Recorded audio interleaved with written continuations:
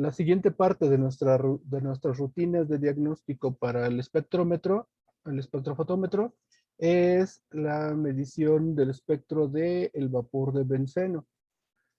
Para poder programarlo nosotros en nuestro equipo, pues tenemos que poner el intervalo de 280 a 230 nanómetros. Entonces, la longitud de onda inicial es 280 y la longitud de onda final 230. El intervalo de datos ahora lo vamos a utilizar a 0.2 nanómetros y vamos a hacer un solo barrido. Entonces, los ciclos nada más son uno para que solamente lo pase una sola vez. El autoguardado, la impresión automática y el listado automático se deshabilitan y según nuestro manual, la ordenada límite sería 1. Entonces la máxima la ponemos en 1 y la mínima la ponemos en 0. Como solamente es un ciclo el que vamos a realizar, entonces la gráfica la ponemos como serial porque solamente vamos a tener una sola gráfica. Y finalmente, pues como información del método le podemos poner benceno o le podemos poner barrido espectral de vapor de benceno.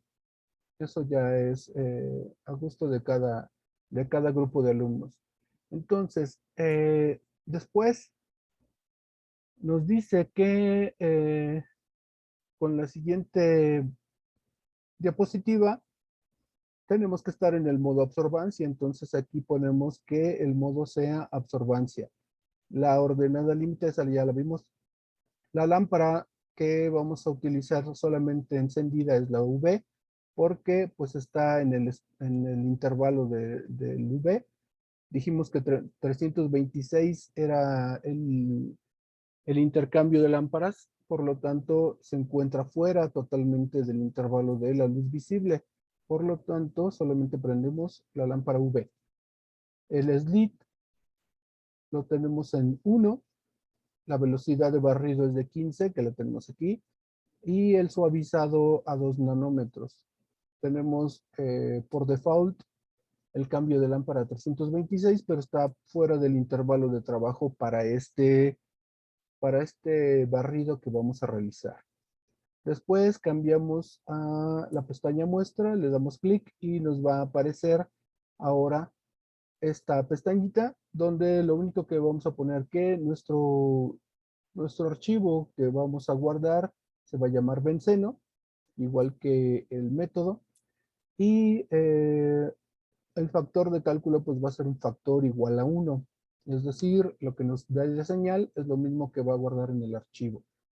¿Y cuántas muestras vamos a tener? Pues nada más uno, que sería el vapor de benceno. Entonces, le podemos poner vapor de benceno, o le podemos poner benceno, o le podemos poner aquí, como dice, vapor. No importa. Todo esto entonces lo preparamos y ya lo tenemos listo para hacer el barrido. Si nosotros presionamos el botón Start en nuestra computadora, entonces nos va a pedir que le pongamos el blanco. Entonces, antes de presionar OK, tenemos que preparar el blanco. Y el blanco, pues únicamente es la celda vacía. Entonces tenemos que enjuagar con agua destilada. Si acaso necesitáramos lavarla, entonces la lavaríamos con solución de ácido sulfúrico .2 normal, pero casi siempre están lavadas nuestras celdas. Entonces lo que vamos a hacer es que la vamos a enjuagar con agua destilada. Después el alcohol nos sirve para enjuagar el agua destilada y finalmente la secamos con el aire del ambiente. Entonces, la manera de secarlo es estarla moviendo, como cuando nos secamos las manos y no tenemos toalla, las movemos de un lado a otro, pero debemos de tener cuidado que esta celda es de cuarzo y son muy caras. Las dos celdas las debemos de lavar y enjuagar muy bien, y por la parte exterior las podemos limpiar con un papel higiénico que no deje pelusas, empapada con un poquito de alcohol para que se elimine cualquier mugre que pudiera tener en la parte, principalmente la parte transparente que tiene. Ya dijimos que tiene dos caras transparentes, las que tenemos de frente en esta imagen. Y también, pues nada más para que esté limpia cuando entra el equipo, pues todo el resto del cuerpo, que sería las caras opacas y la base. Todo esto por la parte externa. Cuando nuestras celdas están totalmente secas, las vamos a poner en en ambas ranuras del equipo y entonces presionamos el botón OK. Presionamos el botón OK y comienza la medición del blanco. Cuando se realiza la medición del blanco, lo único que está haciendo es poner a cero todas las absorbancias que pueda haber en la medición. Algo que se me olvidó es que antes de presionar el botón OK, tenemos que cerrar la tapita la tapa que cubre a esta zona de aquí para que no entre luz del exterior y solamente la luz que se mida sea la del equipo. Entonces, cuando se está realizando este barrido del blanco, todas las absorbancias quedan en cero. En lo que hace en realidad el equipo es medir cuánta absorbancia tiene a cada una de las longitudes de onda a las que mide, para que después se las reste a la muestra. Y al restárselas a la muestra, lo que vamos a obtener como resultado es la absorción de luz verdadera de la muestra. Y es algo muy parecido a lo que ocurre con las balanzas cuando nosotros presionamos el botón Tara, cuando ya tenemos un vaso de precipitados o un matraz de Erlenmeyer encima del platillo, para que la medición de masa sea cero y solamente mida lo que estamos agregando después en ese recipiente. Es lo mismo que está pasando aquí cuando nosotros presionamos, perdón, cuando nosotros medimos la absorbancia del blanco. Es decir, estamos haciendo un procedimiento parecido a la tara en la balanza. Después de que terminó de hacer el barrido del blanco, entonces nos pide que ingresemos el vapor, la muestra a vapor.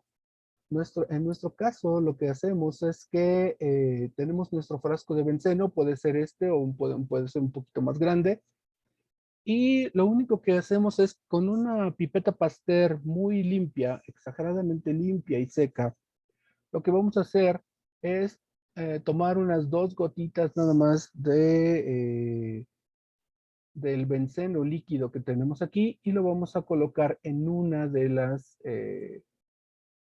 celdas. Eh, lo que debemos de hacerlo es con la celda que está en la parte frontal. Esta es la parte frontal, la que está más cerca de nosotros cuando estamos abriendo la tapa. A esta celda que tenemos aquí, que es esta de aquí, digamos, le vamos a poner 2 gotas de benceno y la vamos a tapar. Ambas celdas deben de estar tapadas. No debemos de presionarlas con fuerza porque se pueden romper.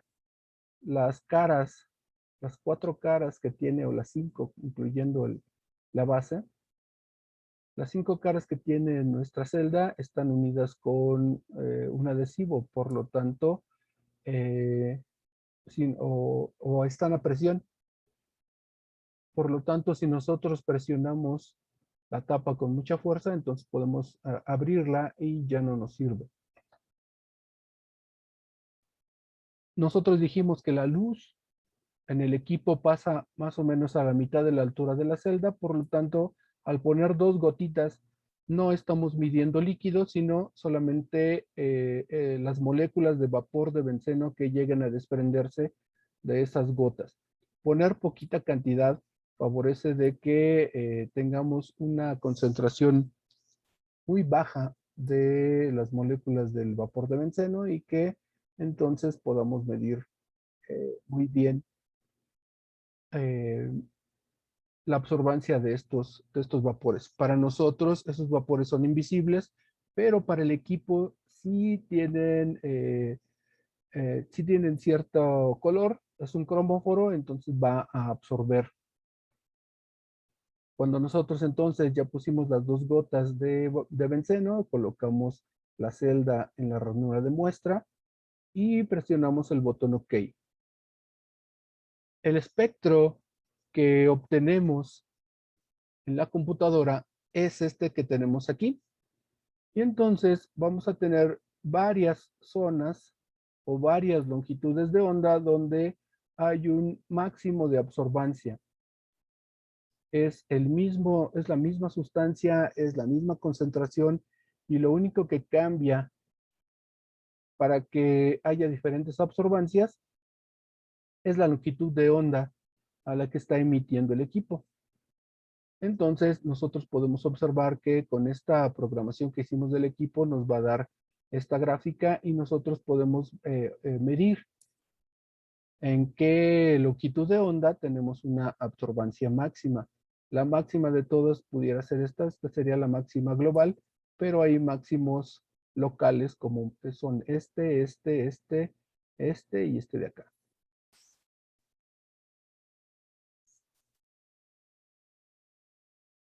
Nosotros en el menú o en los botones que tenemos acá arriba, tenemos este de aquí que si lo ampliamos no se distingue muy bien, pero se distingue mejor que el que está acá. Y se llama el de etiquetado de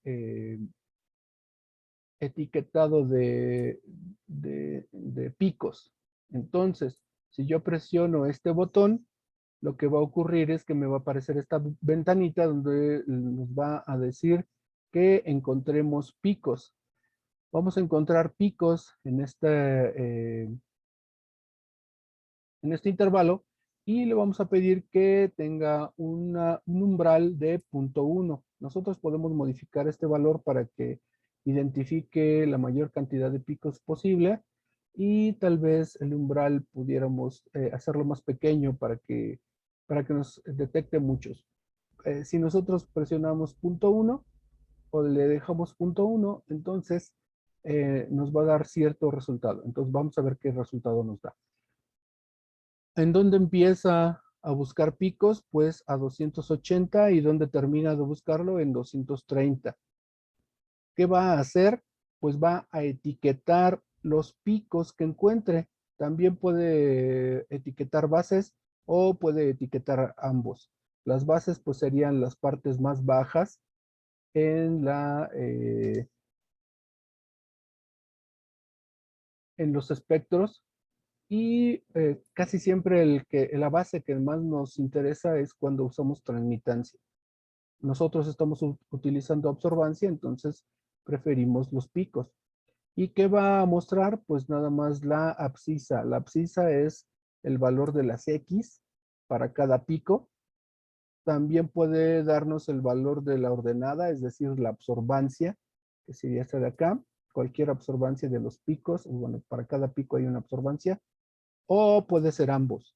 En este caso yo elegí que encuentre los picos, los etiquete y lo que va a mostrar es el valor de la longitud de onda de la luz que está absorbiendo.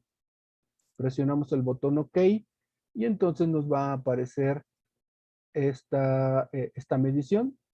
Con esto nosotros podemos obtener entonces la longitud de onda a donde se encuentra la absorbancia máxima.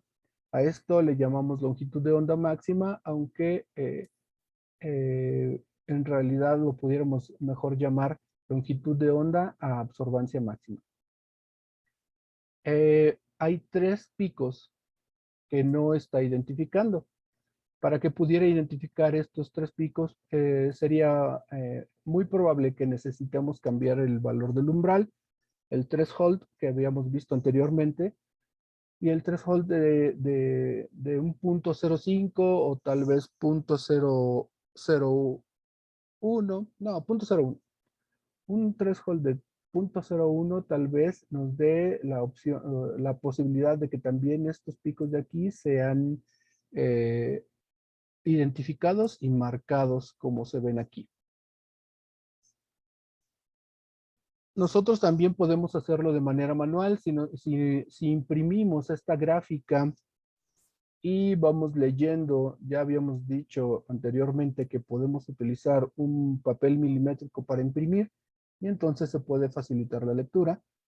Los picos que no podemos etiquetar porque el equipo no los identifica, entonces los podemos identificar nosotros manualmente. Ya sea, ya les decía yo, imprimiendo en papel milimétrico o vamos a ver un video donde podemos etiquetar el cursor. Entonces nosotros ponemos el cursor en cierta posición donde consideramos que está el máximo y le pedimos a la computadora que etiquete el cursor, es decir, la longitud de onda a donde se encuentre ubicado el cursor. El manual nos dice que a 237, 242.2, 247.8, 256, 253.6, 259.6 y 266.8 debe haber una absorbancia máxima. Nosotros, si buscamos el de 237, pues está en medio de estos dos, 235 y 240, por lo tanto, debe corresponder a este de aquí. Si hacemos un acercamiento, pues lo podemos ver más cerca acá. El siguiente sería el de 242 y podemos ver que pues evidentemente es este de aquí. El siguiente es 247, que sería este de acá. 253.6 sería el que está acá. El de 259.6 correspondería a este de aquí. Y finalmente el de 266.8 sería este de acá.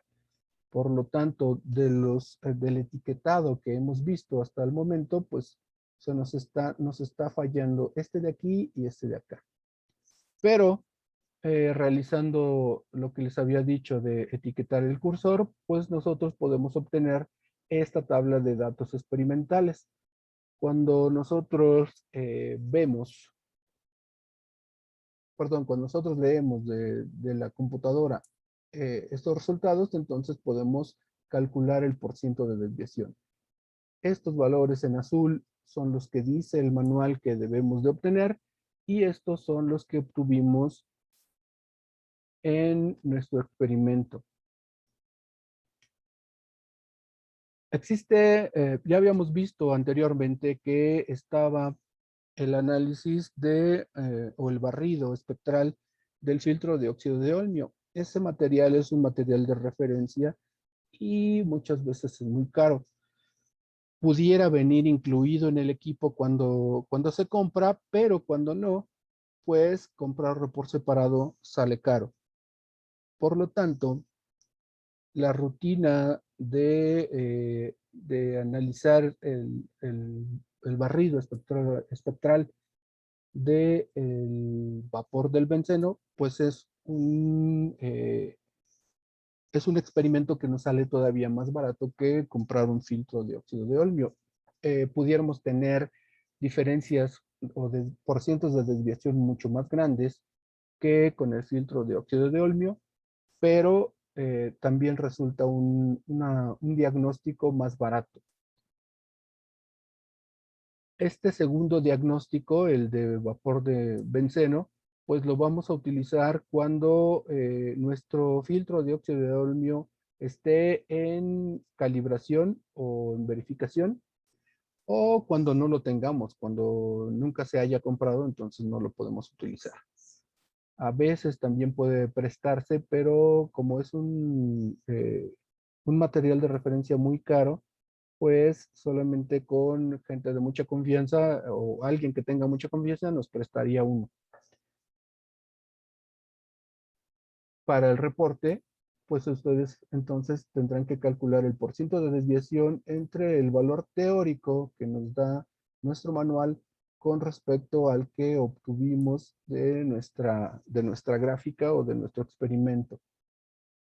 Y pues lo que tienen que hacer es, precisamente para cada una de estas longitudes de onda, reportar el porciento de desviación. Un tercer análisis que se puede realizar es el de la linealidad fotométrica, que pues define, o sí, la capacidad que tiene nuestro sistema de medición para que nos dé una relación lineal entre la intensidad de luz que llega al detector y la lectura que nos da, y que además lo podemos correlacionar entre la concentración del analito y la absorbancia que genera durante la medición. Entonces, nosotros vamos a utilizar eh,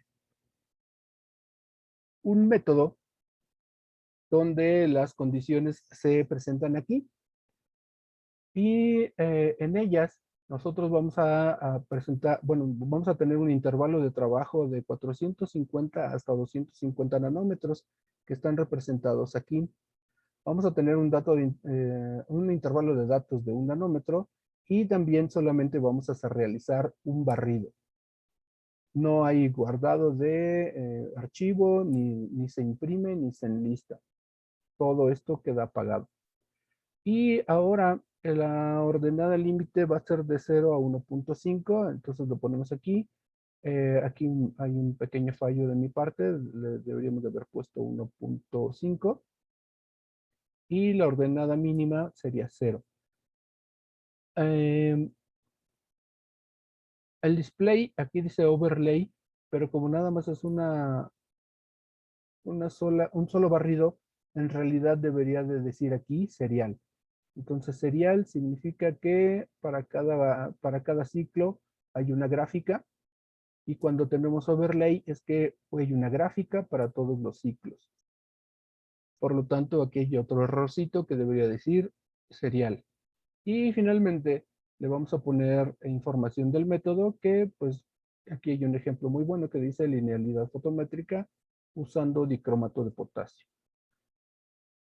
Hay otras dos pestañas que podemos utilizar para ir programando nuestro equipo, y en la pestaña de instrumento pues vamos a tener una modo de ordenada de absorbancia, que es este de aquí.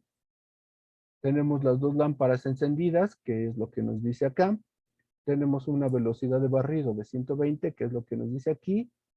El suavizado de 2 nanómetros, que eso ya lo da la experiencia. Entonces, conforme vemos cómo nos queda de suavizada nuestra gráfica, pues le vamos poniendo el valor de suavizado. El slit, esto es dato que debería de venir en nuestro manual, que es 1 nanómetro. Y aquí sí va a ocurrir un cambio de lámpara. Entonces el cambio de lámpara es a 326. 326 sí se encuentra dentro de este intervalo, por lo tanto va a ocurrir el cambio de lámpara. Por último, tenemos el de la pestaña de muestra. Y en la pestaña de muestra le vamos a poner el nombre al archivo que resulte de esta medición. Siempre debe de comenzar con letra, puede ser mayúscula o minúscula, pero debe comenzar con letra.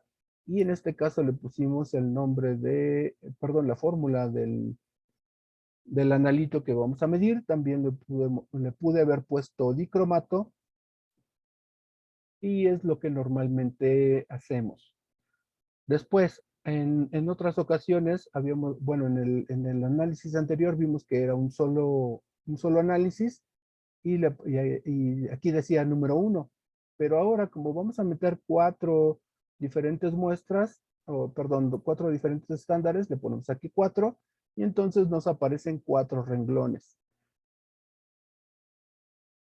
El factor de cálculo, pues lo ponemos como factor 1 para que el resultado que nos da sea el mismo de la señal.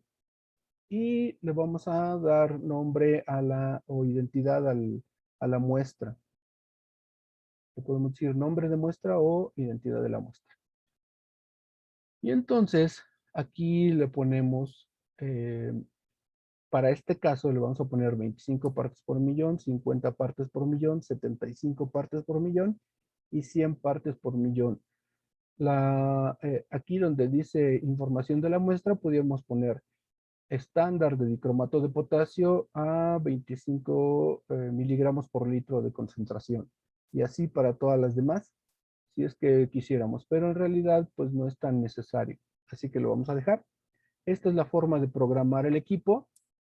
Y entonces, mientras hay alumnos que están programando el equipo por computadora, hay otros que tienen que preparar los estándares. Vamos a preparar 3 estándares de dicromato de potasio disuelto en ácido sulfúrico 0.2 normal. Generalmente esta solución de ácido sulfúrico 0.2 normal la prepara un profesor que es el encargado de preparar ciertas soluciones para que todos los alumnos los tengan disponibles. Y en caso exagerado de que ya se haya terminado, pues los alumnos pueden prepararlo. Lo mismo pasa con el estándar de 100 partes por millón de dicromato de potasio. Estos dos ya los tenemos en la gaveta de trabajo y entonces lo que nos falta es que los alumnos preparen 3 estándares a 25, 50 y 75 partes por millón, porque es como nosotros programamos el equipo de que le íbamos a poner esas muestras, esas concentraciones. Esta que tenemos aquí es la ecuación general de conservación de masa para soluciones. Aquí tenemos que la masa inicial es igual a la masa final, porque si la concentración está en miligramos por litro y este volumen está en litros, pues al multiplicarlo nos queda miligramos. Y lo mismo pasa aquí. El subíndice 1 es para las condiciones del estándar de 100 partes por millón y el volumen 2, las condiciones finales, sería a las condiciones que queremos que serían estas 3. Entonces, vamos a preparar 10 mililitros de cada uno de estos 3 estándares y vamos a calcular cuánto necesitamos del estándar de 100 partes por millón utilizando esta fórmula. Ya sabemos que queremos 10 mililitros a la concentración deseada desde una concentración de 100 partes por millón. Esta que está multiplicando baja dividiendo y así conocemos el volumen que necesitamos de esta solución para crear estas 3. Si hacemos los cálculos necesarios, vamos a ver que necesitamos 2.5, 5 y 7.5 mililitros de este estándar de 100 partes por millón para crear estas de acá. La medición la podemos hacer con pipetas graduadas. Para estas dos pueden ser pipeta graduada de 5 para tener una mayor precisión y esta puede ser con una de 10. Si no tenemos pipeta graduada de 5, entonces todas las podemos hacer con una pipeta graduada de 10 y con eso es más que suficiente. Ya cuando tenemos estos estándares preparados, entonces, bueno, primero vemos que necesitamos este volumen para hacerlas de 10 mililitros, pero después necesitamos aforar con la solución 0.2 normal de ácido sulfúrico para que tengamos nuestros matraces y nuestros estándares preparados correctamente. Para evitar que se descomponga mientras estamos preparando todo, debemos cubrir los matraces con papel aluminio y etiquetarlos. Esto que se ve aquí grisecito es nada más para indicar que está envuelto en papel aluminio y encima le podemos poner una etiqueta adhesiva, un pedazo de masking tape o un Durex con un pedacito de papel que nos indique cuál es la concentración, porque como se parecen mucho, no debemos de tener confusión de cuál es cuál. Cuando ya tenemos preparados nuestros 3 estándares, entonces lo que vamos a hacer es que ya tenemos preparado nuestro equipo, vamos a presionar el botón Start y lo primero que nos va a pedir es el blanco. En este caso, el blanco ahora es ácido sulfúrico 0.2 normal. Vamos a limpiar, como vimos para el vapor de benceno, las 2 celdas y después las vamos a llenar hasta la línea a la marca que tenga de llenado que más o menos es un dedo por debajo del borde de cada una de las celdas, o si no tiene la marca, pues mínimo un 60% o un 70% de la capacidad la debemos de llenar. Y normalmente vamos a utilizar un vaso de precipitados de 100 o de 50 mililitros para llenar esto. Las llenamos las dos y las colocamos bien limpias por la parte exterior en las ranuras correspondientes del equipo. Con eso ya tenemos nuestro barrido del blanco, como lo indicamos anteriormente. Y después vamos a pedirle, nos va a pedir el equipo que insertemos la muestra de 25 partes por millón. Para la muestra de 25 partes por millón, entonces esta celda que estaba en la parte de atrás se queda ahí, no la movemos. Y la de adelante lo que vamos a hacer es vaciarla completamente y vamos a utilizar el contenido de 25 partes por millón. Le podemos poner un poquito de líquido aquí a la celda y enjuagarla con este estándar de 25 para eliminar todo el exceso de ácido sulfúrico que tengamos, de solución de ácido sulfúrico, y después la podemos llenar. Como estamos utilizando siempre el mismo solvente, no hay problema, no necesitamos secarla y después enjuagarla con alcohol, sino hasta el final del procedimiento, y entonces nosotros la llenamos a 2/3 o a 3/4 de capacidad de la celda y la colocamos bien limpia de la parte externa con, en su ranura. Anteriormente había dicho que se puede limpiar con un papel higiénico humectado con alcohol, pero en este caso, como es ácido sulfúrico, puede ser primero con un papel con agua destilada para eliminar el ácido y después el alcohol para eliminar el agua, el papel con, con alcohol para eliminar el agua destilada que pudiera tener en la parte externa. Todo esto es para proteger el equipo de que no tenga corrosión. Vamos a repetir tanto para 50, 75 y 100 partes por millón. Este matraz se ve más grande porque es el original de donde obtenemos todos los grupos. Solución para hacer estos estándares, y entonces me va a ir pidiendo la muestra de 50, la muestra de 75 y la muestra de 100 partes por millón. Cada vez que pase una muestra va a ir generando la gráfica y se va a ir modificando un poquito cada vez para cada pasada, porque nos va a dar diferentes, va a ir aumentando una línea por, conforme vamos agregando muestras. Y finalmente, como habíamos visto anteriormente, con este botón podemos etiquetar, buscar el máximo, perdón, buscar el máximo y etiquetarlos. Y más o menos nos resulta una gráfica de este estilo. Si nosotros obtenemos los datos de esta gráfica, que para nuestro experimento en realidad fueron estos datos fueron los correctos para nuestro experimento, entonces vamos a tener una gráfica como esta. Lo podemos hacer en papel milimétrico o lo podemos hacer en computadora, como queramos. Y lo que necesitamos es una regresión lineal o utilizar una regla para que hagamos una línea que pase lo más cerca de todos los puntos. Tiene que ser una regla y que esté bien derechita y que nos permita que podamos hacer que la línea pase lo más cerca de todos estos puntos. Podemos ver que hay 2 puntos que están por encima de la línea y hay 2 puntos que están por debajo. Es decir, más o menos en promedio pasa por lo más cerca posible de todos los puntos. Y este es un requisito para nuestro equipo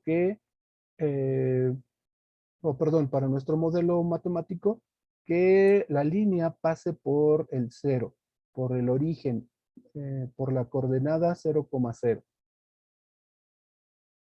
Todo esto para que nosotros podamos verificar que realmente el equipo nos da una respuesta lineal con respecto a la concentración del analito que estamos analizando. Perdón, pero aquí se me desapareció la,